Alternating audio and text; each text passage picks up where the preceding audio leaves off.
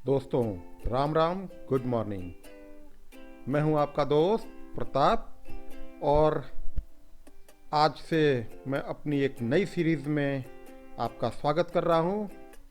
और ये नई सीरीज़ स्टार्ट हो रही है यहां आज रुड़की से, जहां मैं कल आया था। साथ ही साथ ये बाइक ट्रिप और ट्रैकिंग है आपके देवरिया ताल, चोपता, तुंगनाथ और चंद्रशिला की अभी इनिशियल प्लानिंग है और उसके बाद देखते हैं कितना कवर कर सकते हैं और आगे उत्तराखंड को। तो इस समय मैं हूँ रुड़की में और ये मेरे ऑफिस का गेस्ट हाउस, ये मेरा चेतक तैयार। तो चलिए निकलते हैं।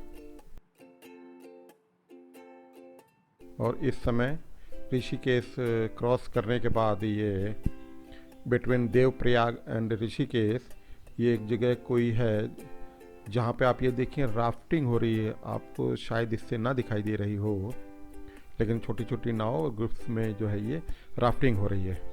और आज प्लान है बेस कैंप सारी का, जो देवरिया ताल और तुंगनाथ की ट्रैकिंग है उसका बेस कैंप है सारी विलेज।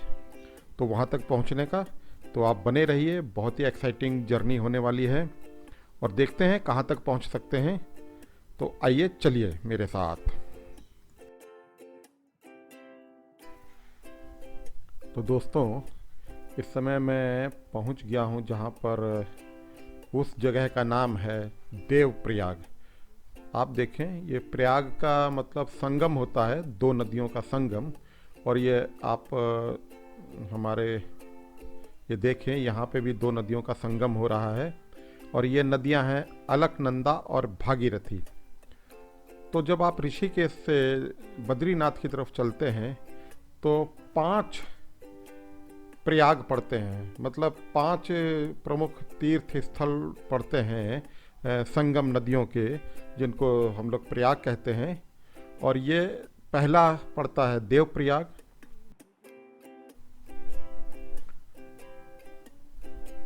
और दूसरा है रुद्रप्रयाग, तीसरा प्रयाग पड़ेगा कर्णप्रयाग, फिर नंदप्रयाग और सबसे अंत में विष्णु प्रयाग।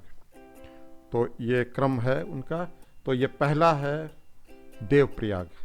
आप देखें नदी का पानी कितना जो है आपको पूरा दिखाई दे रहा है, एक हरा गाढ़ा और एक थोड़ा मटमैला सा।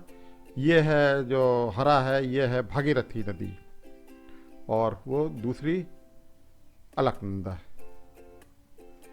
तो चलिए अब आगे चलते हैं और दिखाते हैं जो भी। तो बने रहिए और जर्नी बहुत ही मज़ेदार होने वाली है। आप कहीं जाइएगा नहीं और कृपया सब्सक्राइब ज़रूर करें, शेयर और लाइक ज़रूर करें। इसी से चैनल प्रमोट भी होगा।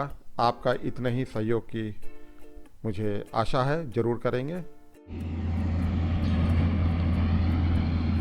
ये लैंडस्लाइड हुआ है देखिए, और सामने भी एक जेसीबी लगी है, ये भी है। पूरा ट्रैफिक रुका हुआ है यहाँ से। अब ये खुलेगी तब यहाँ से ये निकालेंगे। इधर भी, उधर लंबी को रखी है और इधर भी ये पूरा सब लोग जाम में फंसे पड़े हैं।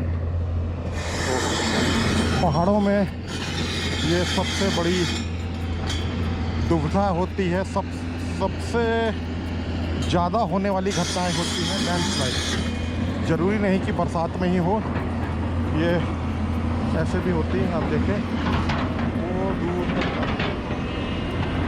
ये सामने जंगलों में आग लगी हुई है। दोस्तों, कल मैं सारी विलेज नहीं पहुंच पाया जो बेस कैंप था ट्रैकिंग के लिए। तो मैं रामपुर में रुक गया था रास्ते में और अब वहाँ से सवेरे चला हूँ और ये जगह पहुँचा हूँ मैं, कुंड पड़ती है। और मैंने ब्रेकफास्ट भी नहीं किया था, तो यहाँ पर मैंने ब्रेकफास्ट किया है। ये मैं ऊखी मठ में जो ओंकारेश्वर मंदिर, यहाँ पे शीतकालीन भगवान केदारनाथ की पूजा अर्चना होती है। और चलते हैं मंदिर। और पहुंच गया हूँ ऊखी मठ के ओंकारेश्वर मंदिर, जहाँ केदारनाथ जी की शीतकालीन पूजा अर्चना होती है। ये मैं ओंकारेश्वर मंदिर के अंदर, ये मंदिर छोटा सा है लेकिन काफ़ी प्राचीन मंदिर। ये नंदी जी जो इस बात का प्रतीक होते हैं कि यहाँ पे भगवान शंकर जी का मंदिर है। ये इसका मुख्य द्वार, इसके अंदर से जाते हैं। ये ब्रह्मा जी हैं। एक 3 शीश आगे और एक शीश पीछे है।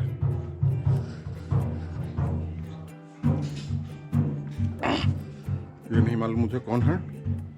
और ये अंदर रुद्रनाथ जी, तुंगनाथ जी और कल्पनाथ जी के हैं। और ओंकारेश्वर मंदिर इसके बगल में है, यहाँ से दिखाई नहीं देता और अंदर फोटोग्राफी मना है। आप यहाँ के पुजारी हैं, तो आइए आपसे कुछ जानते हैं मंदिर के बारे में। ओंकारेश्वर भगवान का यह दिव्य मंदिर महाराजा मानधाता जी की तपस्थली है। महाराजा मानधाता जी ने इस दिव्य स्थान पर 12 साल तक कठोर साधना भगवान शंकर जी के लिए की। इस स्थान का महात्म्य पुराणों में भी वर्णित है। ये जो स्थान है यह भगवान केदारनाथ जी की गद्य स्थली है। इस स्थान पर पंच केदार का दर्शन का महात्म्य है। केदारम मध्यमम तुंगम तथा रुद्रालयम प्रियम कल्पकम च महादेवम सर्व पाप प्रणाशनम।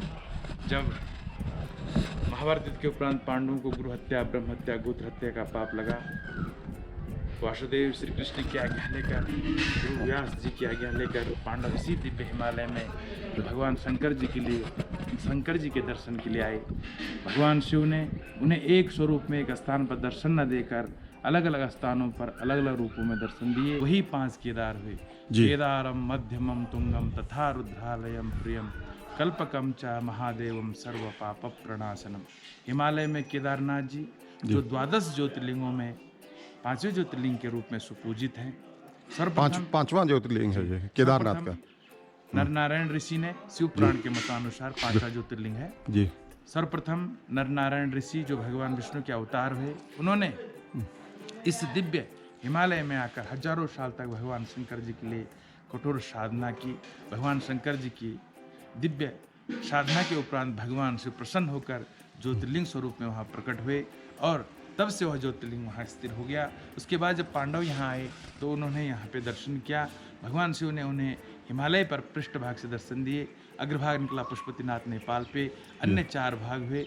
नाभि स्वरूप के दर्शन मदमेश्वर में, हृदय बाहु तुंगनाथ जी में, नेत्र दर्शन रुद्रनाथ जी में और जटा दर्शन कल्पेश्वर में। जो भक्त हिमालय पर जाकर के इन दिव्य स्थानों के दर्शन नहीं कर पाते हैं क्योंकि कठिन यात्रा होती है और ग्रीष्म काल में ही कपाट खुले रहते हैं, शीतकाल में कपाट बंद हो जाते हैं। केदारनाथ जी और द्वितीय केदार भगवान शिव की जो पूजा है, मदमेश्वर जी की पूजा इसी स्थान पे, इसी गर्भगृह में होती है। तुंगनाथ जी की जो शीतकालीन पूजा है वो मकुमठ में होती है।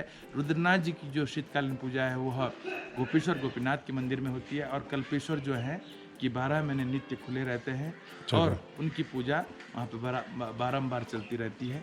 इस स्थान पर उषा अनिरुद्ध का विवाह हुआ। उषा बाणासुर राक्षस की पुत्री थी। श्री कृष्ण के पोते प्रद्युम्न के पुत्र अनुज जी से विवाह गई, वो विवाह यहीं हुआ।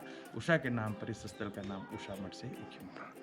अब बाबा केदारनाथ का आशीर्वाद लेकर चलते हैं सारी विलेज बेस कैंप।